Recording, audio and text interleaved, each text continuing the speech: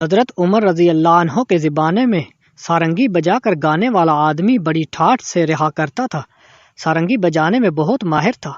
اس کی آواز نہایت ہی سریلی اور شیریں تھی۔ جب ساز کے ساتھ گانے لگتا تو سننے والوں پر وجد طاری ہو جاتا۔ اس کے کمال کی دنیا میں دھوم مچ رہی تھی۔ مدتوں لوگ کی عیش و نشاط کی مجلسیں اس کے نغموں سے گونجتی رہیں۔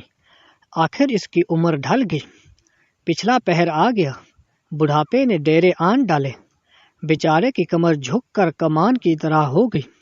اس کی دل کو لبھا لینے والی وہ آواز اب خراب اور ناکارہ ہو گئی تھی، وہی آواز جس سے لوگوں کے دل مچل جاتے تھے، اب لوگوں کے کانوں پر گراں گزرنے لگی۔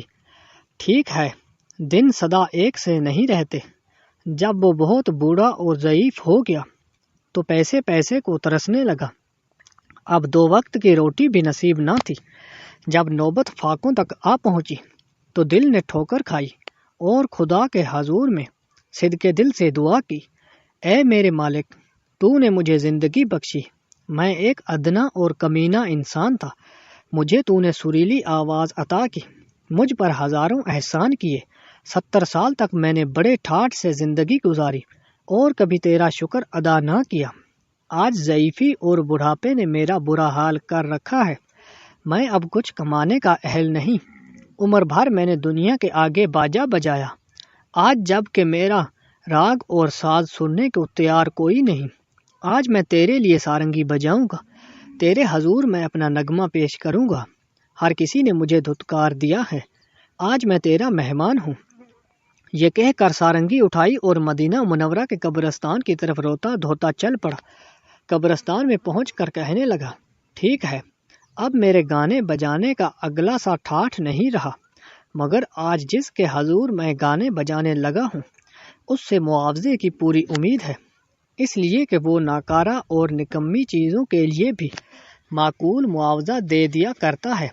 بڑے عجز و نیاز سے سارنگی اٹھائی اور خوب بجائی، بہت دیر تک بجاتا رہا اور روتا رہا، آخر روتے روتے تھک گیا تو سارنگی کو سرہانے رکھ کر ایک قبر پر گر پڑا اور وہیں سو گیا۔ اب ذرا دوسری طرف دیکھیے، حضرت عمر رضی اللہ عنہ اپنے کام کاج میں مصروف تھے کہ انہیں اونگ آ گئی۔ آپ حیران ہوئے کہ خلاف معمول یہ نیند کیسی، آخر یہ خیال کر کے کہ یہ بھی کوئی غیبی اشارہ ہے جو حکمت سے خالی نہیں، آپ لیٹ گئے اور گہری نیند سو گئے۔ خواب میں آپ نے ایک غیبی آواز سنی کہ اے عمر، قبرستان کی طرف جاؤ، وہاں ہمارا ایک خاص اور مقبول بندہ ہے، اسے ملو اور اس کی حاجت پوری کرو۔ افلاس کے ہاتھوں تنگ آ کر اس نے ہمارا دروازہ کھٹکھٹایا ہے، بیت المال سے 700 دینار لے جاؤ، اسے دے کر معاذرت کرو کہ فی الحال اسی قدر لے لو، جب یہ ختم ہو جائیں تو پھر ادھر چلے آؤ۔ اس آواز کی ہیبت سے حضرت عمر رضی اللہ عنہ کی آنکھ کھل گئی۔ بیت المال سے 700 دینار لے کر سیدھا قبرستان کا رخ کیا۔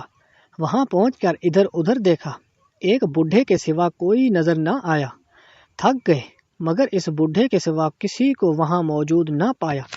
جی میں کہنے لگے کہ اللہ تعالیٰ تو نے فرمایا ہے کہ وہ ہمارا پاک اور نیک اور مبارک بندہ ہے، اور یہ ہے کہ ایک سارنگی بجانے والا، یہ خدا کا خاص بندہ کیوں کر ہو سکتا ہے، یہ کوئی راز ہے۔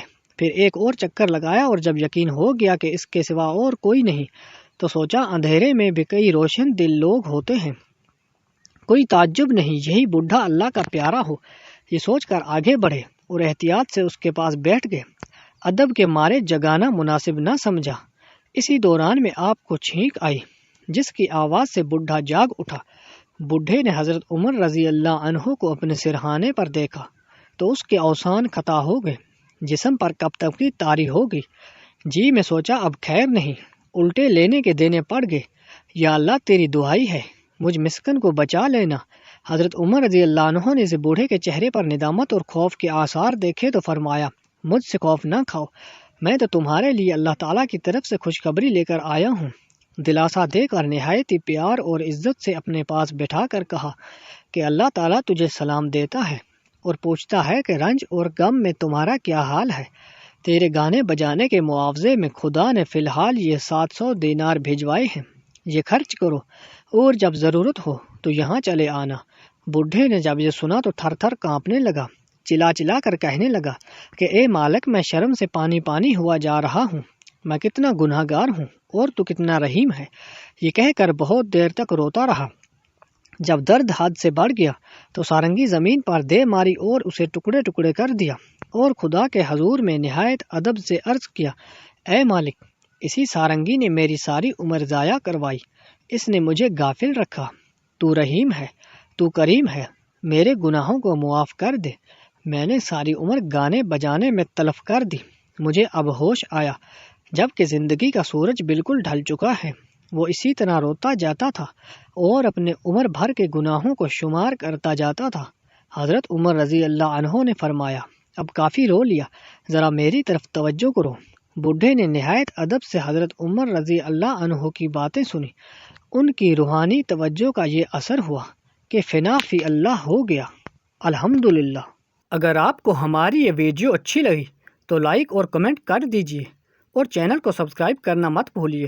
ملتے ہیں نیکسٹ ویڈیو میں، تب تک کے لیے اللہ حافظ۔